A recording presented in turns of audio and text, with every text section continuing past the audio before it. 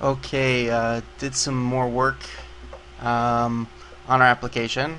So let's go through some of the changes that went through. We still have our menu here. I updated all the API and everything as well. And because of that, I had to go through and add, not sure if it's the new API or just using a different computer, but I had to add this feature to the XML. Android on click handler. This is going to allow the buttons to go to a certain click handler. Okay, which you see here. Ignore the intent right now. We'll get to that in a second. But here we have our click handler, and anytime any one of these buttons is pressed, we'll go to the click handler because we've defined it in XML to use that function. And then the click handler will determine what button it is, and it will proceed from there. Okay, some other added things. We're in the debugger. As you see, open here is our logcat. This is the debugger for Android. It shows lots of different stuff from our emulator, everything it's doing, and you can create your own little tags. Like you see, I've created a debug tag. To create this, you click on the little plus right here. Wait, let's get back in actually how we add it. You go to show view, other. In Android you have logcat, click that and it'll open it up. This little logcat window, put it wherever you want. Now let's see how we add a tag. Tell the filter's name, so let's say printing, let's call a new one by log tag printing. Okay. Now this is a very basic tutorial on the logcat, but now we can create with this log d any kind of errors. Like let's say we want to know when our onCreate is called. We'll do log d, and then the first, let's see if we can get it to pull up automatically. Log d, and you see the first parameter is a string that's going to be the tag, so it knows, you know, for the filtering, and the second is going to be a string, which is the actual message we want to print. So let's say printing is our tag. Our message is finished on create for menu activity. Now once we pass this line in code, it'll print in our logcat in the printing tab our message. Okay, so we also I also create another activity, the game activity, which we're going to call from the menu. Game activity right now is really basic. We're just going to grab a view and present it. Now how we call this other activity is we're going to need to create an intent. I'm going to call it the game intent. The intent's going to pull from that class. And intents in Android allow you to kind of create this sort of pushed in flow of activities, and you can go backwards through them as well.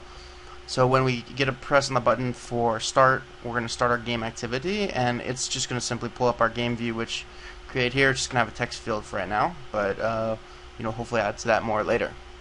So we already have the emulator running.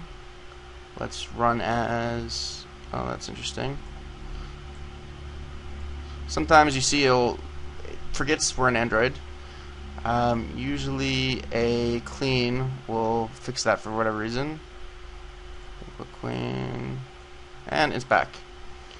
Still some bugs, obviously, with Eclipse and the Android plugin. Not sure why it sometimes disappears and forgets that we're running an Android project. But a clean will usually fix that. If not, sometimes open and close Eclipse, and that can fix it as well. Okay, manifest we're going to get to in a second what we're going to have to do there. So we clicked run. Now if we go to our console, we see it's starting to run. We also, if we go to logcat, let's bring some stuff here. We can see our printing. It finished on create, so that means, oh, we have our menu. Also another small bug, sometimes it'll show buttons like they're being pressed in the emulator. I'm not sure where that came from. So if we click the about, pops up a little toast. I'm not sure if that was in the last video. If we go to the menu, we see here a toast is a sort of pop-up in Android. So here we're creating sort of a static one. We're creating it that this is the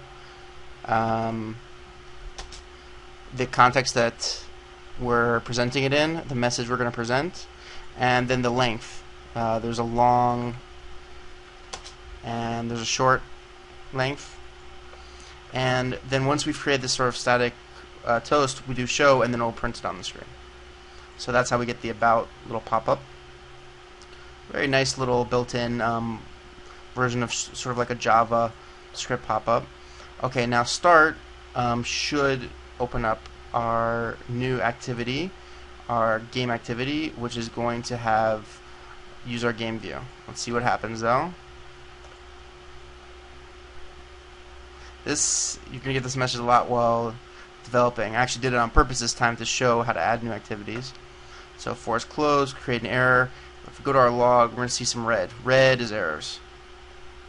And actually, tell us where all the errors come from. Very convenient.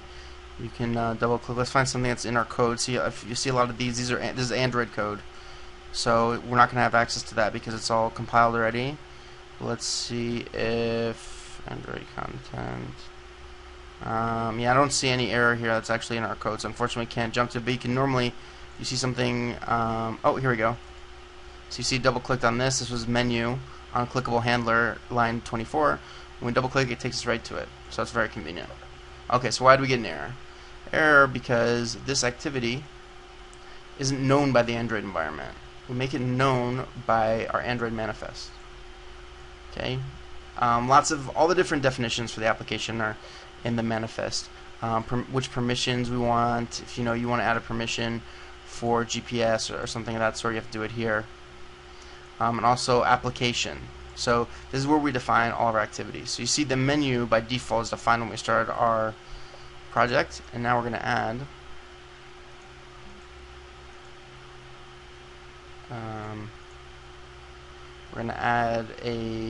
another activity.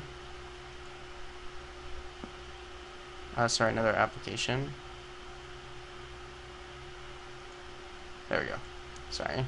Okay, another activity. Okay. And let's call. Oh, sorry, it's not. Let's call it. We have to actually find it. So we search, find game activity. Okay. And then you see that's only the required field. Do save. Now it's created. Let's clear out our logger and let's try again. Let's see in console. Starting up. Oh, success. Loading. Sure we didn't break about. Start. Oh, and you see it has a little slide action. Now our back will actually work because this is an intent. Automatically will take us back to the menu. A little slide action, and then we have our text fields. Okay, so I think we're going to stop for here today. Next lesson we're going to hopefully get into more. We're going to play around with this and create a menu for the user here to input information for the SMS game.